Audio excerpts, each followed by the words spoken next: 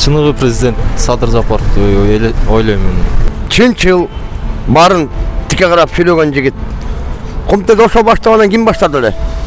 Мына ошо үчүн отуруп калды ал. Саясий туткун болуп. Ошондон башка эч кимди көрө албайм мен.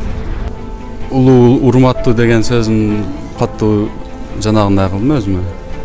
Жакшы сүйлөптүр. Ошо сөздөрү менен мындай Кыргызстандын керегине жараган адамдар ушулар го дейм да. Садыр Жапаров. Эмне себептен? Эми башка президенттерди көрдүк го. Садыр Жапаров чыкты, оңдоп келатат, үмүтүбүз ошондо. Азыр Садыр Жапаров. Эмне себептен? Азыр эң туура алып кете турган ошол болуп атат да, Кыргызстандын өнүгүшүнө. Эми иштейт деген ой бар да. Ошо Садыр Жапаров. Ушуга чейин алдап келди, ар кимиси мен иштейм, антем. Эми Садыр Жапаровго ишенип турабыз, эми ошону шайлайбыз да.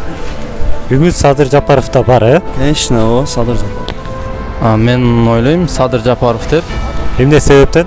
Себеби ал Кыргызстандын келечегин ойлогон, жана чындыкты айткан.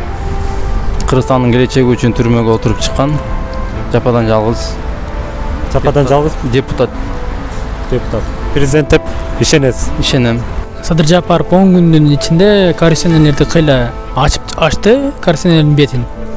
И анан чечкиндүү кадамдарды өзүнүн сөздөрүндө дагы, будущийди дагы мындай конкретно өзүнүн ойлорун түшүндүрө алат.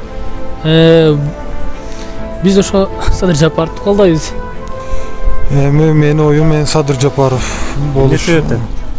Илгертен эле ошонун эместе ой жүрөм да. Көтөргөн сунуштарына көтөргөн сунуштарына, эме чыгарган программаларына